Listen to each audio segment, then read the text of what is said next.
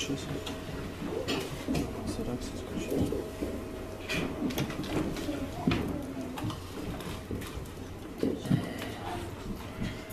C'est vrai que des fois, comme le disait Jacques tout à l'heure, on parle de choses qui font pas plaisir.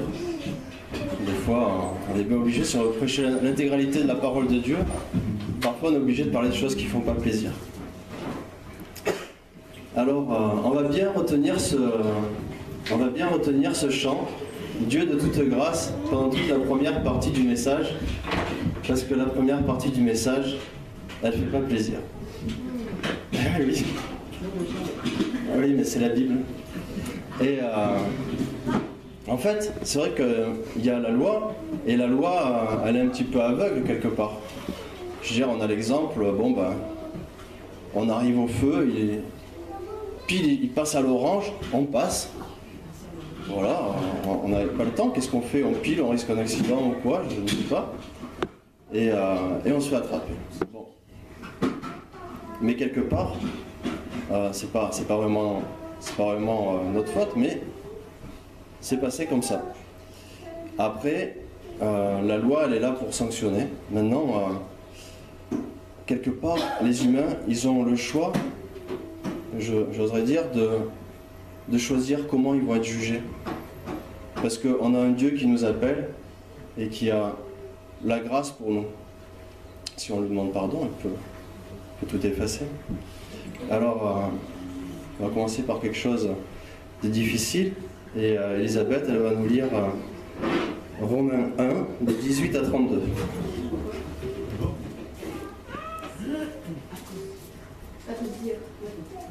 La colère de Dieu se révèle du ciel contre toute impiété et toute injustice des hommes qui, par leur injustice, tiennent la vérité prisonnière. Car ce qu'on peut connaître de Dieu est évident pour eux, puisque Dieu le leur a fait connaître. En effet, les perfections invisibles de Dieu, sa puissance éternelle et sa divinité, se voient depuis la création du monde. Elles se comprennent par ce qu'il a fait. Ils sont donc inexcusables. Puisque tout en connaissant Dieu, ils ne leur ont pas donné la gloire qu'ils méritaient en tant que Dieu et ne lui ont pas montré de reconnaissance. Au contraire, ils se sont égarés dans leur raisonnement et leur cœur, sans intelligence, a été plongé dans les ténèbres. Ils se vantent d'être sages, mais ils sont devenus fous. Ils ont remplacé la gloire de Dieu, incorruptible, par des images qui représentent l'homme incorruptible, des oiseaux, des quadrupèdes et des reptiles.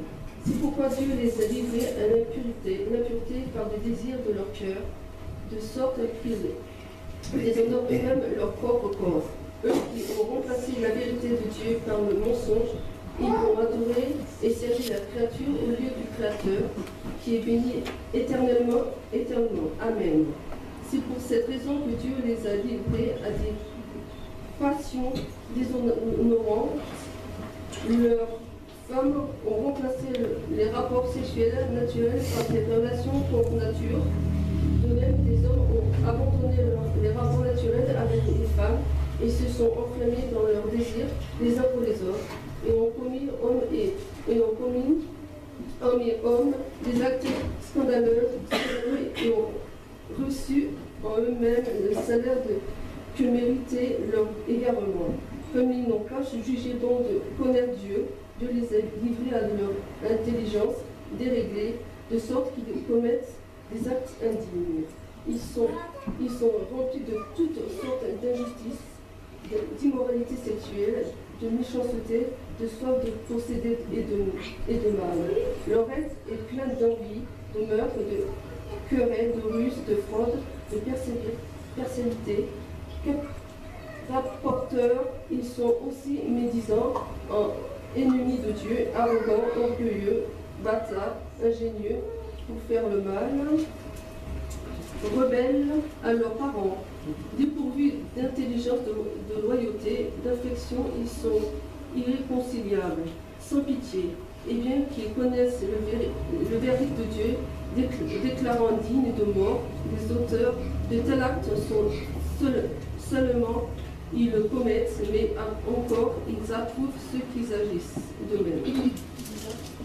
Bien.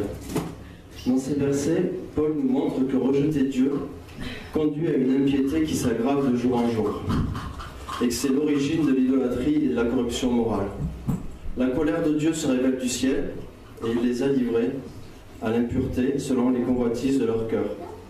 C'est une punition grave qui entraîne les gens à leur propre ruine. Et si ma passion c'est l'argent, et que Dieu me livre à cela encore plus, parce que je ne le cherche pas, je vais finir ma vie en étant passé à côté de tout ce qui fait d'elle un merveilleux cadeau de Dieu. Si je ne suis pas en plus devenu cardiaque à cause des hauts et bas de la bourse. Si c'est le sexe, bien sûr, je risque tout un tas de maladies, de déceptions amoureuses, et de finir ma vie dans la solitude. J'en ai connu qui, à cause de ça, n'arrivent pas à se fixer, ni à construire quoi que ce soit. Quelles sont les convoitises de mon cœur? C'est Proverbe 4, verset 23. Garde ton cœur plus que toute autre chose, car de lui viennent les sources de la vie. Prenons garde à ne pas laisser ces sources être contaminées ni se tarir. Dieu se révèle aux hommes et ils ne veulent pas de lui. Alors, il leur plonge encore plus la tête dans leurs erreurs. Peut-être vont-ils enfin se rendre compte où cela les mène. Si on prend l'exemple de Pharaon, il lui a laissé le choix de laisser partir Israël. Il a refusé. Dieu lui a dit à travers Aaron et Moïse, « D'accord, tu refuses, voici le malheur qui va t'arriver. » Et quand le malheur arrive, il décide de laisser partir les Hébreux. Puis quand le malheur que Dieu a envoyé disparaît, il change d'avis et on voit presque une partie se jouer entre Dieu et le Pharaon. Ce dernier endurcit son cœur. Très bien, Dieu l'endurcit encore. Et pourtant, il continue d'envoyer Moïse à Aaron avec les représentants d'Israël devant lui et de lui montrer sa puissance. Mais Pharaon ne change pas. Dieu se révèle et c'est une vérité que l'on démontre au moins de deux façons. En théologie, on parle de deux types de révélations. D'abord la révélation générale, la nature. On voit bien que tout est si merveilleux que cela est forcément la création d'une intelligence supérieure à la nôtre. Il y a l'histoire, comme nous le faisaient remarquer Jacques et Jean-Michel au cours d'une étude biblique sur Ézéchiel. Il n'y a qu'à lire les prophéties sur Tyr, par exemple, et voir ce qu'est devenue cette grande ville aujourd'hui. La conscience aussi, qui n'a jamais été interpellée dans sa conscience par l'existence du divin. Et puis, la providence, le fait que les choses semblent être conduites par quelque chose qui nous échappe, que certains appellent le destin, et dont nous savons, nous, que c'est parce que c'est Dieu qui est aux commandes. Deuxièmement, il y a la révélation particulière. La Bible, les prophéties, les miracles, Jésus-Christ, et l'expérience de ceux qui témoignent d'une vie avec lui. Et cela ne suffit pas. Ce n'est pas assez pour que les humains cherchent leur Créateur et désirent revenir à lui. Mais vous savez, même si ce passage dresse un tableau bien sombre, il y a de l'espoir pour des gens comme ça. Un immense espoir. J'étais comme ça. Vous aussi, peut-être. Et aujourd'hui, nous sommes là. Pourquoi ? Pourquoi est-ce que nous sommes là? On va y revenir dans 5 minutes. Dans ce passage qu'Elisabeth nous a lu, Paul parle de l'humanité en général, mais aussi des gentils de son époque, et même de la nôtre. Les gentils, c'est les non-juifs. En effet, à son époque comme de nos jours, tous peuvent savoir que Dieu existe, qu'il a autrefois détruit le monde par les eaux, mais que les descendants de Noé l'ont rejeté. Cette histoire se retrouve dans de multiples mythes et légendes à travers le monde. N'est-ce pas étrange cette mémoire collective mondiale, si cela n'est pas arrivé? Ceux qui ne savent pas cela voient très bien que le monde dans sa perfection vient de Dieu. Leur conscience leur parle du bien et du mal, mais ils choisissent le mal et adorent la créature au lieu du Créateur. La dernière fois, nous avions vu avec le début de ce chapitre, on avait parlé de l'Évangile, cette bonne nouvelle qui est Jésus-Christ, venu pour nous délivrer de tout ce dont on parle aujourd'hui. Il est venu nous sauver des conséquences de nos actes, de notre impiété, de notre idolâtrie et de tous nos péchés. Est-ce que ça veut dire que nous ne péchons plus? Ben non.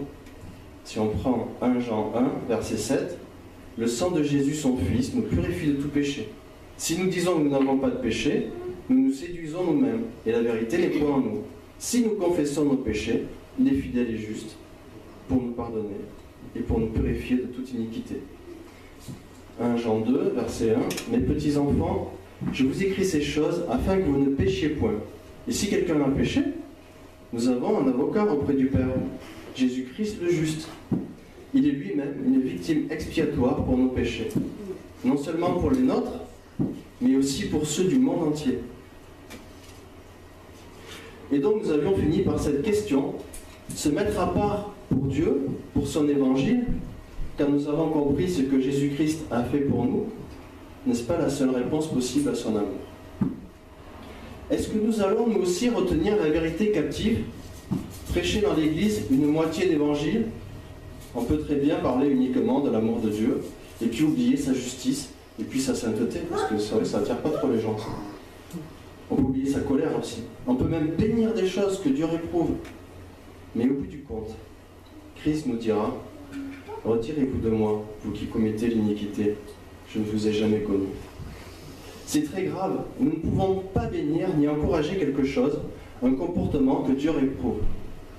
Mais si nous ne le faisons pas pour plaire à Dieu et non aux hommes, ne le faisons pas non plus pour nous ménager. Et surtout, si nous ne devons pas encourager les autres à mal faire, ni les condamner, en revanche, avec nous-mêmes, nous devons être sans compromis. Jacques 1, verset 21. C'est pourquoi, rejetant toute souillure et tout excès de malice, recevez avec douceur la parole qui a été plantée en vous et qui peut sauver vos âmes.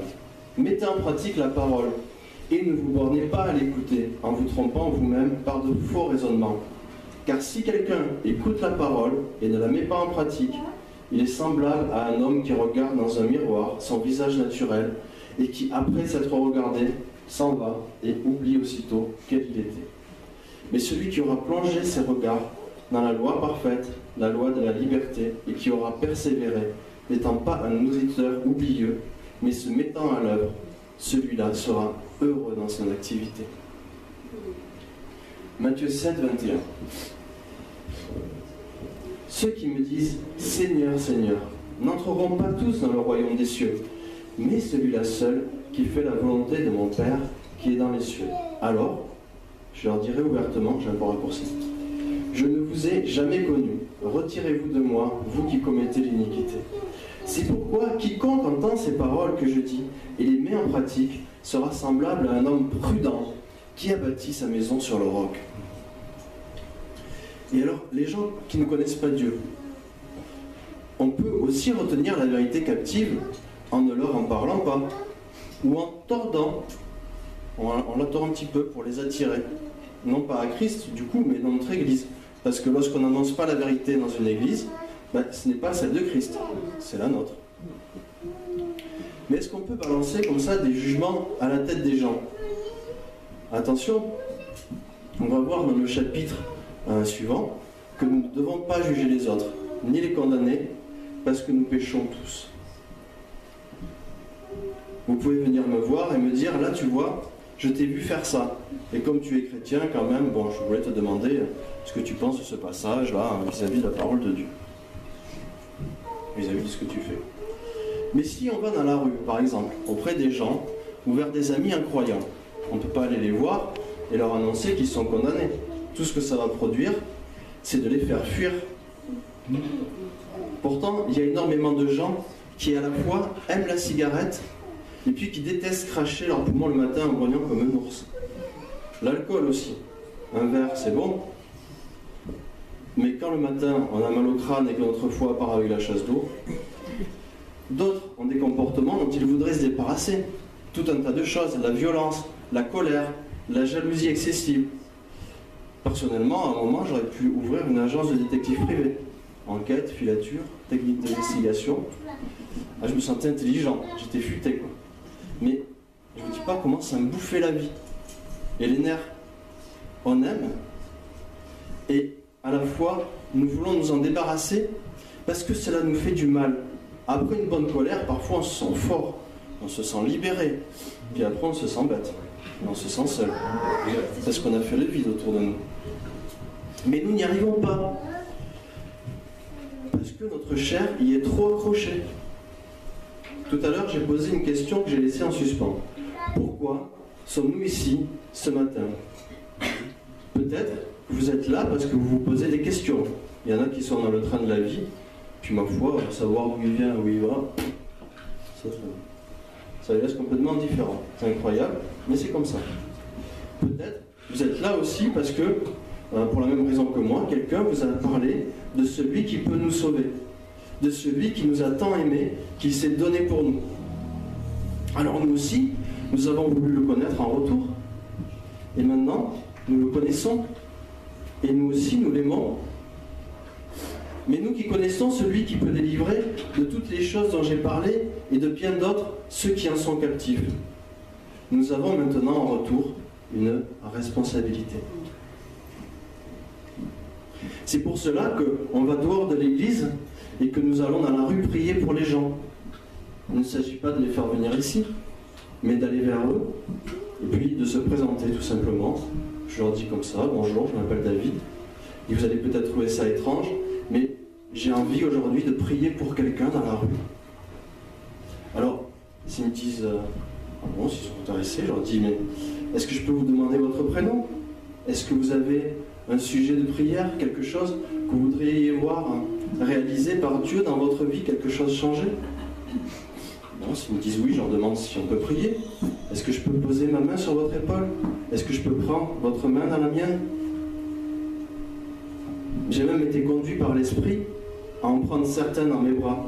Des hommes ou des dames âgées, très très âgés.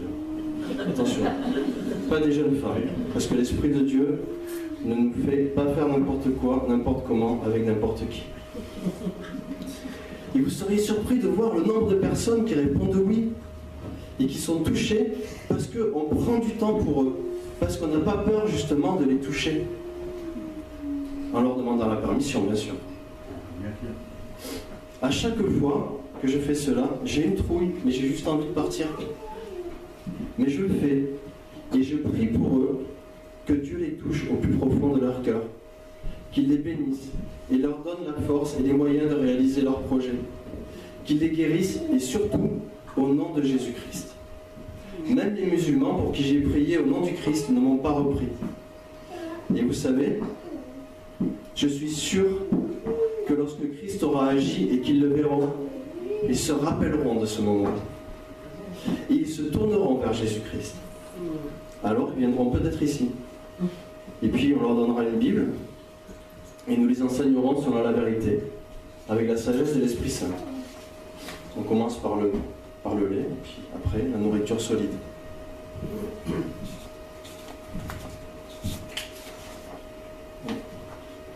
Quand je me suis assis pour préparer ce message et que j'ai ouvert ma Bible, j'ai dit Seigneur, tu as mis dans mon cœur le désir de faire une série de messages sur Romains. Donc je compte sur toi. Et puis quand j'ai lu ce passage de 18 à 32, là j'ai fait Seigneur, t'es sûr? Qu'est-ce que je vais dire? Bon, alors je me suis assis à mon bureau et puis j'ai reçu le message. Parce que ces versets-là, ils nous délivrent un message. Le monde doit connaître la bonne nouvelle de la venue du Christ. Car a été prononcé sur lui. Et c'est grave. Et nous ne pouvons pas rester les bras ballants devant des milliards de gens qui meurent sans connaître leur sauveur. Quelqu'un va nous lire, s'il vous plaît, bien fort, le chapitre 2, versets 1 à 6.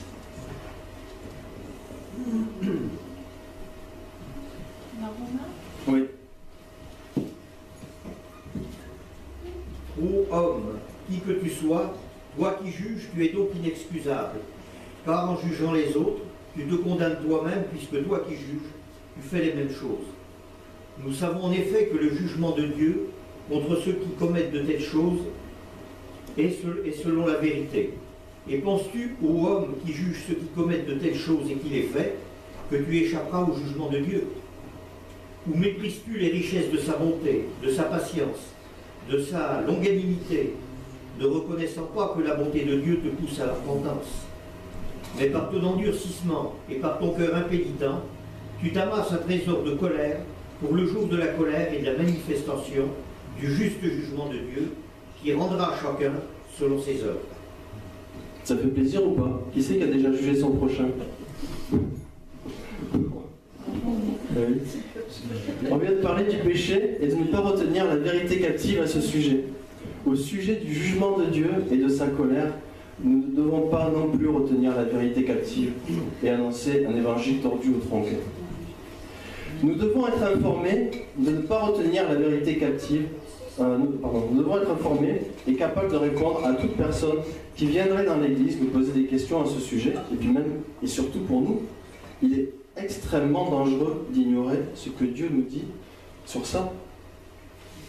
On peut prendre le passage de Romains 1, 18 à 32 qu'on a lu tout à l'heure et se mettre du côté de Dieu en disant les autres quand même, ce qu'ils font, c'est mal. T'as raison Dieu, moi aussi je ne peux pas les supporter à cause de tout ce qu'ils font. Ah oui, on peut condamner les gens avec des passages comme ça, pris hors contexte. Mais à celui qui parle comme ça, je crois que Dieu va le toiser de bas en haut, comme ça. Et puis il lui dira un truc du genre, calme-toi maintenant, et mets-toi avec ceux que tu condamnes et attends ton tour. On va relire le verset 3. Elisabeth, s'il te plaît. Quel verset chapitre 2, verset 3. Et puis quelqu'un va nous préparer juste à la suite, Matthieu 7, versets 1 et 2. Et penses-tu, toi, qui juges les autres de tel acte et qui les fait aussi, que tu échapperas au jugement de Dieu? Quelqu'un à Matthieu 7, 1 et 2. Ne jugez pas afin de ne pas être jugé, car on vous jugera de la même manière que vous aurez jugé, et on utilisera pour vous la mesure dont vous serez servi. Mais pourquoi Paul a-t-il écrit de telles choses aux Romains? C'est même pas lui qui a fondé les églises de Rome. Ni Pierre, en fait, même la grande majorité des théologiens admettent que nous ne savons pas qui a fondé les églises de Rome. Et qu'il est très possible que ce soit des Juifs qui étaient là quand l'Esprit Saint a mis le feu à la Pentecôte, dans Acte 2. 3000 se sont convertis ce jour-là, et certains sont sûrement rentrés chez eux à Rome, et puis auront fondé ces églises. Peut-être certains qui sont mentionnés en Romains 16. Toujours est-il qu'en l'an 49, les Romains expulsent les Juifs, même ceux qui sont devenus chrétiens. Ensuite, ils les ont laissés revenir peu de temps après. Il est possible que le retour des Juifs chrétiens dans des églises marquées par l'arrière-plan majoritairement non juif de leurs membres ait posé quelques problèmes d'intégration. C'est peut-être pour ça que Paul écrit cette lettre. Parce que les chrétiens d'origine juive, se sentant plus privilégiés que ceux d'origine païenne, c'est là que je me rends compte que la prière de Pascal tout à l'heure elle était drôlement inspirée. Eh bien, ils se sentaient plus privilégiés, parce que quand même, c'est nous qui avons la loi de Moïse. C'est à nous qu'elle a été donnée. Et puis les chrétiens d'origine païenne se sentant supérieurs à ceux d'origine juive, parce qu'il nous faut bien rigoler avec leur loi. Nous, on fait ce qu'on veut, on a la grâce. Mais des fois, peut-être au moins une fois par jour, ça ne nous arrive pas, nous aussi, de nous sentir meilleurs que d'autres, ou plus petits que tous. Ce matin, je crois aussi que Dieu peut nous dire ça. Que tu te crois meilleur ou plus petit que les autres. Calme-toi et reste tranquille. Car pour moi, je vous aime tous autant les uns que les autres. D'accord, c'est bon. 1 Timothée 2. Dieu, verset 3. Dieu, notre Sauveur, qui veut que tous les hommes soient sauvés et parviennent à la connaissance de la vérité. Car il y a un seul Dieu et aussi un seul médiateur entre les hommes et Dieu. Jésus-Christ, homme, qui s'est donné lui-même en rançon pour tous. C'est là le témoignage rendu en son propre temps. Pour tous. Pour tous. Amen. Alors, c'est là que j'ai une bonne nouvelle pour celui ou celle qui vient d'arriver ce matin, ou il y a juste quelques temps. Peut-être que tu as une foi énorme ou une plus petite foi que celle des autres pour le moment. Et ça c'est possible, mais c'est pas grave. Ce qui est important, c'est que ton salut, lui, est le même que le salut de celui qui est dans l'église depuis 5 ou 40 ans. Ton salut est parfait. Dieu ne t'aime pas d'un petit bout de son cœur, celui en haut à droite, le petit bout là. Non, tout son cœur est vibrant d'amour pour toi. T'es pas sauvé du bras gauche seulement, Tu es sauvé entièrement et parfaitement. Tu ne peux pas l'être plus. Qui que tu sois et quel que fut ton passé. Amen. Oui. Quelqu'un va nous lire le verset 11, s'il vous plaît. Verset 11 de Romains 2. On reste dans Romains. Car devant Dieu, il n'y a point de favoritisme. Ouais, c'est court. Hein. Alors, lis-nous le verset 12 maintenant, s'il te plaît. Tous ceux qui ont péché sans la loi périront aussi sans la loi. Et tous ceux qui ont péché avec la loi seront jugés par la loi. Donc Dieu nous juge selon, il juge les hommes selon ce qu'ils ont reçu. On va lire, lis-nous les versets 13 et 14. Ce ne sont pas, en effet, ceux qui écoutent la loi qui sont justes devant Dieu, mais ce sont ceux qui la mettent en pratique qui seront justifiés. Quand les païens qui n'ont point la loi font naturellement ce qui prescrit la loi, ils sont, eux, qui n'ont point la loi, une loi pour eux-mêmes. Donc là, il est évident que Paul parle de la loi d'amour que Jésus-Christ nous a donnée. Et donc de la loi de Moïse. C'est impossible pour un païen de savoir simplement par sa conscience qu'il doit faire son culte du vendredi soir au samedi soir, ou qu'il doit faire tel sacrifice pour tel péché. Lis-nous le verset 16, s'il te plaît. C'est ce qui paraîtra au jour où, selon mon évangile, Dieu jugera par Jésus-Christ les actions secrètes des hommes. Voilà. Dieu jugera nos actions secrètes. Alors, je peux vous dire que ce jour-là, je ne vais pas faire le fier, j'aurai honte devant Dieu. Mais nous qui avons cru en son Fils, nous ne craignons pas de châtiment pour nos actions passées. Ni si nous péchons, puisqu'il est fidèle et juste pour nous pardonner, si nous les lui confessons et lui demandons pardon sincèrement. Nous avons la responsabilité de prier chaque jour pour ceux que nous connaissons et ne sont pas prêts à affronter ce jugement. Parce que ça va être terrible. Dans les versets suivants, on va voir que les Juifs trouvaient 11 raisons de se glorifier, et parmi ces 11, 5 de se croire mieux que les gentils, chrétiens d'origine païenne. Alors rassurez-vous, plus tard, ce sera les chrétiens d'origine païenne qui vont douiller la lettre à Paul, et il est juste, hein, il en met chacun sa part. Mais on verra ça dans d'autres chapitres. Donc, je vais vous laisser les trouver, parce que c'est un bon exercice. Paul fait remarquer que si ils ont ces avantages, ils ont aussi de grandes responsabilités. Savez-vous que le mot juif signifie louange? Pardon.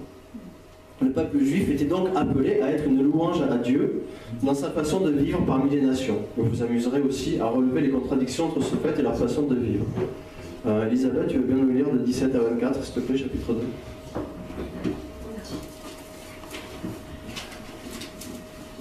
Toi qui te donnes le nom de juif, tu te reposes sur la loi. Tu places ta fierté dans ton Dieu. Tu connais sa volonté et tu discernes ce qui est important, car tu es instruit par la loi. Tu es convaincu d'être le conducteur des aveugles, la lumière de ceux qui sont dans les ténèbres, l'éducateur des ignorants, le maître des enfants, parce que tu possèdes dans la loi l'expression de la connaissance de la vérité. Toi donc qui enseigne les autres et qui ne t'enseigne pas toi-même, toi qui prêches de ne pas voler du vol, tu voles. Toi qui dis de ne pas commettre l'adultère, tu commets l'adultère. Toi qui es les idoles en horreur, tu pilles les temples. Toi qui places ta fierté dans la loi, tu déshonores Dieu en la transgressant. En effet, le nom de Dieu est blasphème parmi les nations à cause de vous, comme cela est écrit. Voilà. Et pour finir, eh bien, nous allons lire les versets 25 à 29, si tu voudras bien nous les lire, Evelyne. Et dans nos têtes, on va remplacer le mot circoncision par le mot baptême d'eau. La circoncision est utile si tu mets en pratique la loi. Mais si tu transgresses la loi, ta circoncision devient incirconcision. Si donc l'incirconcis observe les ordonnances de la loi, son incirconcision ne sera-t-elle pas tenue pour circoncision? L'incirconcis de nature qui accomplit la loi ne te condamnera-t-il pas, toi qui la transgresses, tout en ayant la lettre de la loi et la circoncision? Le juif, ce n'est pas celui qui est en a les apparences, et la circoncision, ce n'est pas celle qui est visible dans la chair. Mais le juif, c'est celui qui l'est intérieurement, et la circoncision, c'est celle du cœur, selon l'esprit et non selon la lettre. La louange de ce juif ne vient pas des hommes, mais de Dieu. Amen. Voilà, verset 29. Donc, le juif, donc celui qui est une louange à Dieu, l'est intérieurement. Et nous devons nous examiner à la lumière des versets que l'on vient de lire. Ils ne sont pas destinés simplement aux chrétiens juifs de l'époque. Non, Dieu s'adresse à nous aussi, maintenant. Attention, j'ai bien dit, nous examiner, et pas nous flageller en ressassant nos erreurs passées. Parce que Dieu nous appelle pas à regarder en arrière, mais à marcher de progrès en progrès. Oui. Alors, comment être une louange à Dieu? Galates 5,16, je dis donc, marchez selon l'esprit, et vous n'accomplirez pas les désirs de la chair. Éphésiens 5,2, et marchez dans la vérité, à l'exemple de Christ, qui nous a aimés et qui s'est livré lui-même à Dieu pour nous, comme une offrande et un sacrifice de bonne odeur. Philippiens 1, verset 27, seulement conduisez-vous d'une manière digne de l'évangile de Christ, afin que j'entende dire de vous que vous demeurez ferme dans un même esprit, combattant d'une même âme pour la foi de l'évangile. Colossiens 2, 6, ainsi donc, comme vous avez reçu le Seigneur Jésus-Christ, marchez en lui. Et 1 Jean 2, 6, celui qui dit qu'il demeure en lui doit marcher aussi comme il a marché lui-même. On va prier, s'il vous plaît. Oh Dieu, révèle à chacun de nous ce que nous avons à faire, ce à quoi tu nous appelles. Seigneur, que ton Esprit Saint descende et nous remplisse tout à nouveau. Seigneur, nous avons besoin que tu nous équipes. Nous nous tenons devant toi, prêts à te servir. Viens nous remplir de courage et de détermination pour semer ton amour sur cette terre. Viens, Saint-Esprit, nous remplir de ta joie, car nous ne pouvons pas aller parler de vie avec des têtes d'enterrement.